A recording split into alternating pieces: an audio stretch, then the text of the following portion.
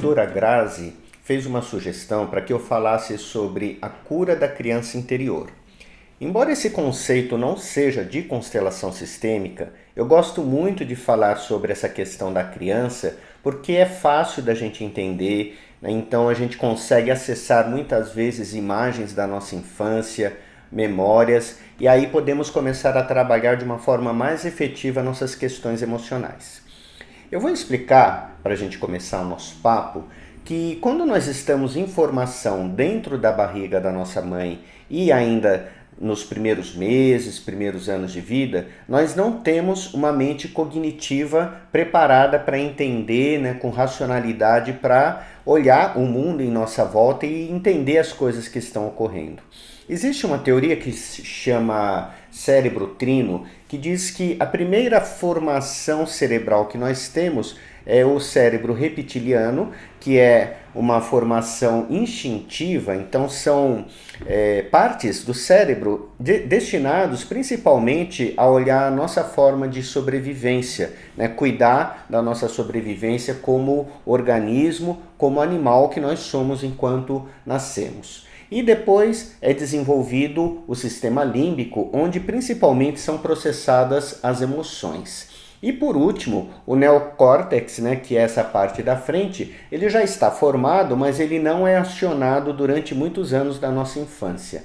Do 0 até os 6 anos de idade, nós funcionamos muito com esse cérebro reptiliano e com o sistema límbico. Isso quer dizer que nós, enquanto crianças, a gente é muito perceptivo ao ambiente, às emoções, às coisas que estão ocorrendo, aos impactos que podem afetar o nosso medo de sobrevivência, os nossos vários medos que possamos passar, ou ao contrário, se a gente é muito bem cuidado, talvez essa questão da sobrevivência não fique tão impactada.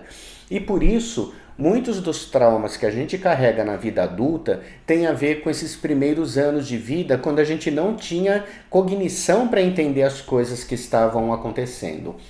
Vamos supor que durante um período da sua vida você teve dificuldades, por exemplo, para comer, para sobreviver, porque sua família era muito simples, muito pobre, e pode ser que durante um mês, 2 meses, vocês passaram muitas dificuldades, muitas mudanças.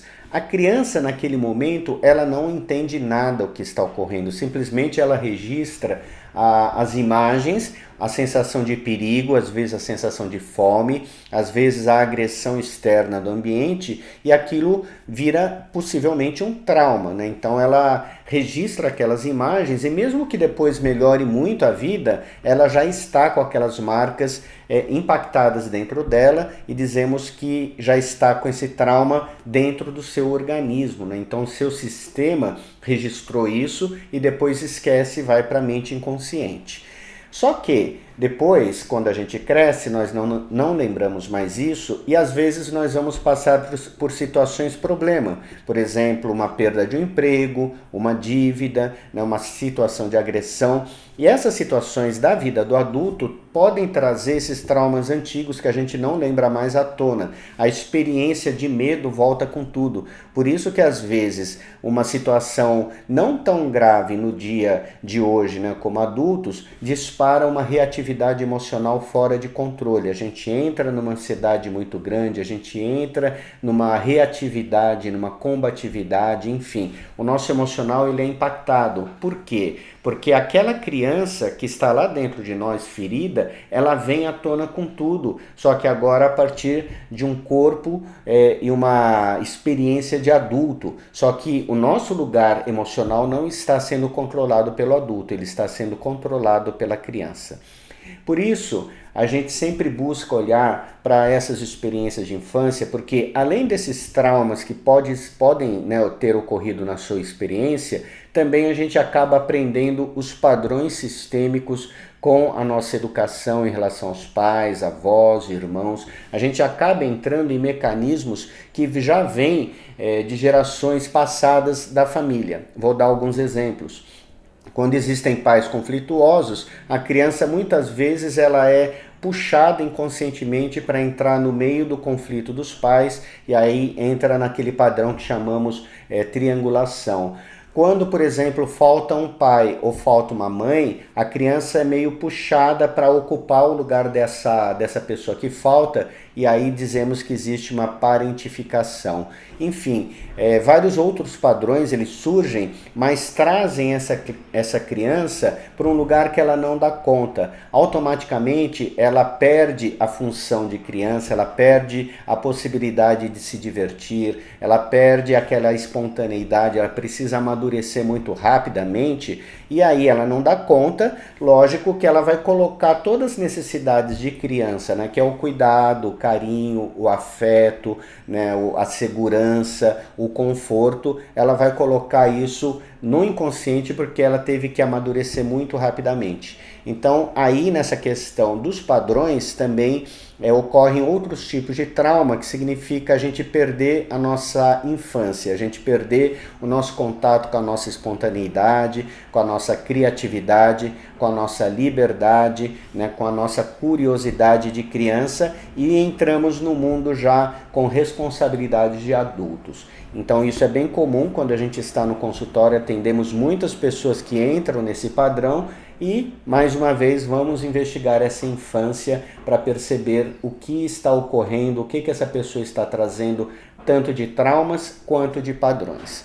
Então, para você que está vendo esse vídeo, é importante você investigar quais são as dores emocionais que eu não dou conta? Porque muitas vezes você não vai lembrar das questões da infância, mas você consegue perceber no dia de hoje os problemas que você está carregando. Alguns medos, algumas raivas, ciúme, né, dificuldade de se colocar, falta de força. Então você consegue, ao se observar, perceber quais são as emoções e como que é o seu comportamento hoje. E aí você pode começar a resgatar na infância algumas situações que pode ser que te levaram a medos, pode ser que te levaram a excesso de proteção e isso acaba te tirando a força, pode ser que a sua criança foi levada a ambientes tóxicos, ambientes de agressividade, de alcoolismo, ou a sua criança ficou muito presa junto com pessoas doentes, né? Então isso acabou trazendo uma imagem de doença, de fraqueza, de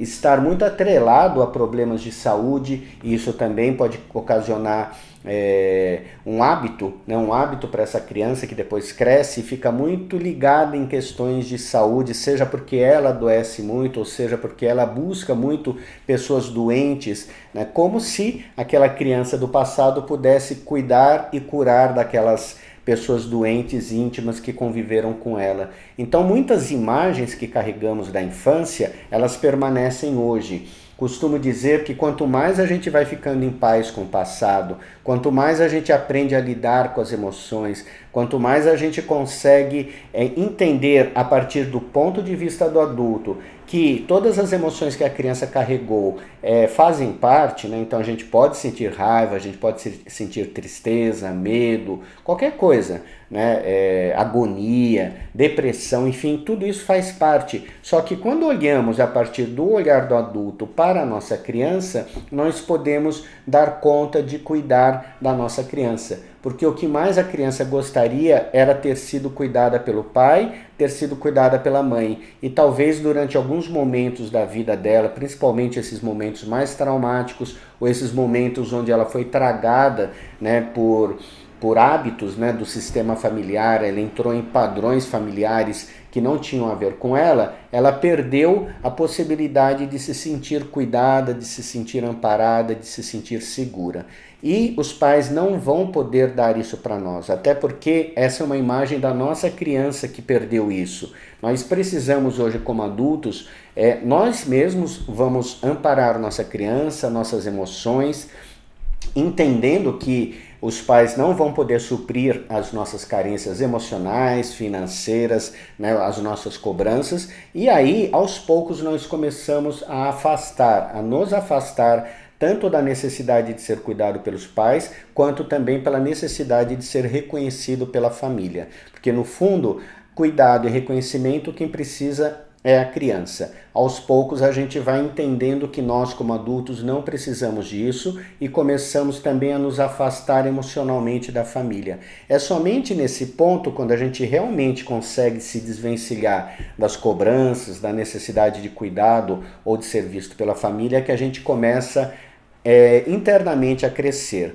Nós começamos a olhar para os nossos objetivos, nós começamos a olhar que nós podemos e devemos sim trabalhar na nossa vida pelo nosso sistema familiar, mas não exatamente pelos pais, porque quanto mais a gente se desenvolve na nossa vida, nos nossos projetos, nossas habilidades também vão reverberando para o sistema familiar. Então nós colaboramos com o crescimento do sistema, que não é só pai e mãe, na verdade são centenas, milhares de gerações da qual nós fazemos parte. Nós vamos crescer e ajudar o sistema também a se desenvolver quando a gente vai andando para frente, nos desafiando, nos afastando desses pesos desnecessários, dessas culpas, dessas dores, dessas raivas desnecessárias, e nós vamos aprendendo a ir para a vida, como Bert Hellinger gosta de dizer.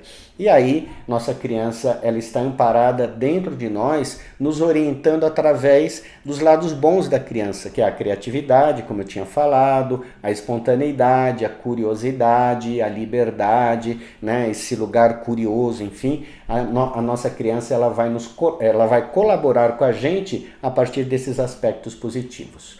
Então é isso que eu queria falar sobre a cura da criança interior. Espero que você tenha entendido, gostado desse vídeo. Se tiver alguma dúvida, coloque nos comentários que eu vou respondendo. Se tiver sugestões de vídeo, coloque também, que na possibilidade eu vou gravando. E aí a gente se vê no próximo vídeo. É isso, um grande abraço para você e até uma próxima.